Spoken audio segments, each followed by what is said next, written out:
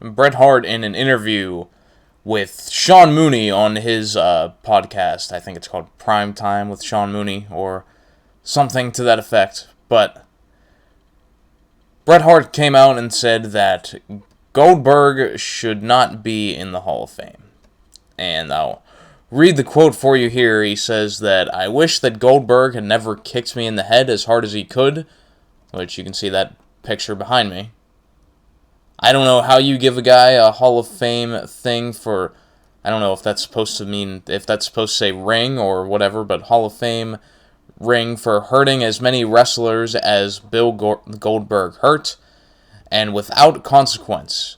He usually got a pat on the back and told how good of a job he did out there when you're scraping the wrestler that worked with him off the mat. When Bill Goldberg kicked me in the head, honest to God, I lost about $16 million in like 1 second. I just signed with WCW for $3 million a year for another 3 years on top of the 2 years I had left on my original contract, so it was bad timing and unfortunate." So, this goes into Bret Hart's, his MO at this point. Bitter Bret Hart. You see it with plenty of things. We saw it with Seth Rollins all those years ago, blaming him for Sting's injury. The 4 out of 10 comments. There's plenty of things that you can point to in this case. Now, is Bret wrong for feeling the way he does about Goldberg? I don't think so. Because when you have a track record of hurting someone, and in this case, basically ending someone's career, then I don't think that should go without consequence, or without feedback, or without pushback from people. And, you're trusting your life and your well-being with the person that you are working with.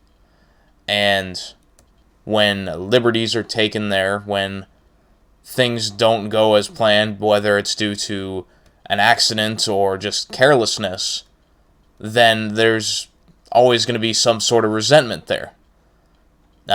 Look at Owen Hart breaking Stone Cold's neck. Stone Cold has even talked about that I don't know if he said that he, I think the deal was that he never really got a firm apology for that, so he always sort of resented Owen after that. But not the point here. With Goldberg and Bret Hart, you could just chop this up to Bret being bitter, but if you look at what he's actually saying, he's got a point. I don't think the comments about the Hall of Fame are necessary because, what is the Hall of Fame anyway? It's not a real thing. It's not like it's this prestigious thing. Like, there are plenty of people that are in the Hall of Fame that are like Coco Beware or,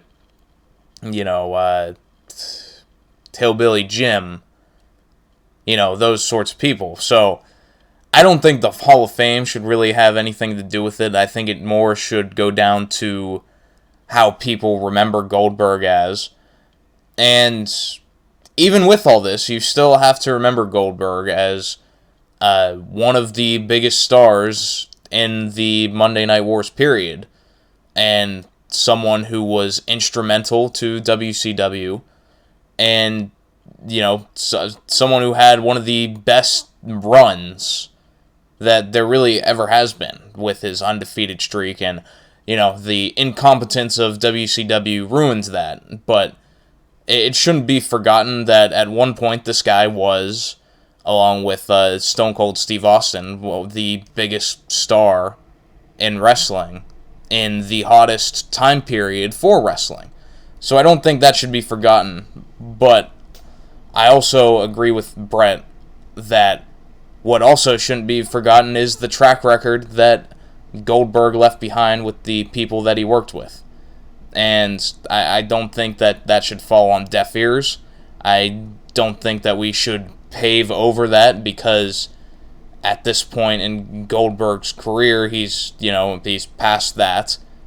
I mean, I guess, at least, that there was the match with Undertaker, but I'm not sure who you really blame that on. But, nonetheless.